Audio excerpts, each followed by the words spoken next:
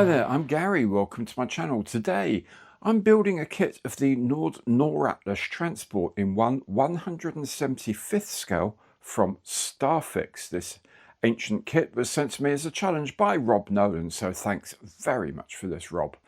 I'll have a brief look both at the Noratlas and the history of the kit before talking you through how I made mine. Now, if you enjoy the video, do please remember, give it the old imperial thumbs up on the like button, hit the notification bell and subscribe to the channel if you haven't already done so.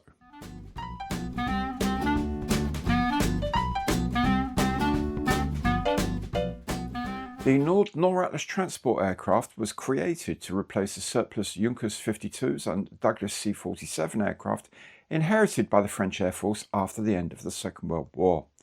A design competition was organised in 1947. This was won by the Société Nationale de Construction Aéronautique du Nord with their Nord 2500 design. This featured a twin-boom design with two engines allowing a clamshell rear door for cargo loading and unloading. Given an uprated Bristol Hercules engine and four-bladed propellers, and now called a Nord 2501, the aircraft made its maiden flight on 10th of September 1949 and entered service with the French Air Force in 1953. The Noratlas initially served with the French and German Air Forces, with surplus aircraft eventually being flown by Greece, Portugal and Israel, among others. In France and Germany, the type was replaced by the Transall C-160 in the late 1980s. This kit was released by Starfix in 1967, originally bagged and with decals for a French Air Force aircraft. It was also released in the same year in a box with a French aircraft on the cover, but with decals for an Israeli aircraft inside, and this is the kit I'm building here.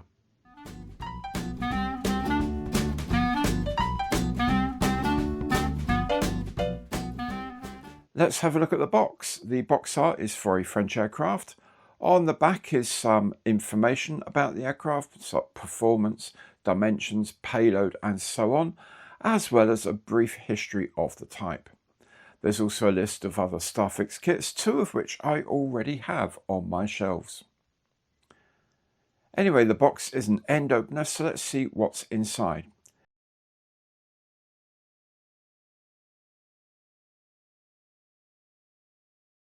It's all in one cellophane bag, which I'll have to cut open.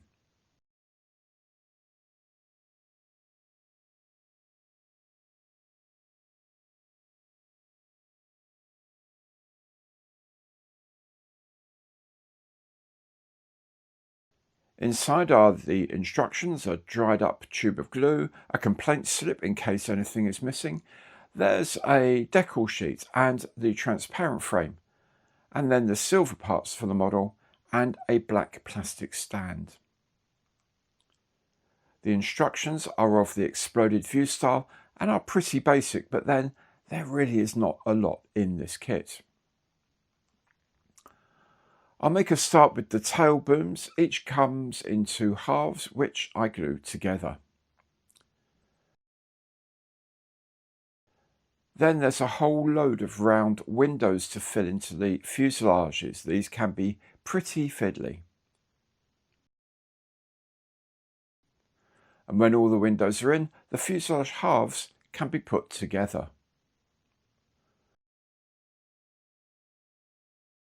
The wing glues to the top of the fuselage. I'll check if I have enough filler for this build in a moment. Then the booms can fit to the undersides of the wings.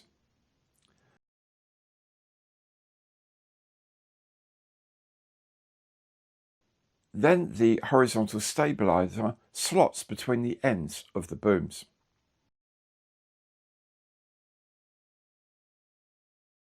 So it's filler time, and I'm doing the seams with Mr. Dissolve putty, and the rest I'll use perfect plastic putty. With the gaps filled and smoothed, I'll spray it all over with aluminium, and I can fit the decals. These are very fragile after years in the box. The main wheels fit into the wells in the pods. There are gear doors for them as well. And then the nose wheel goes into place.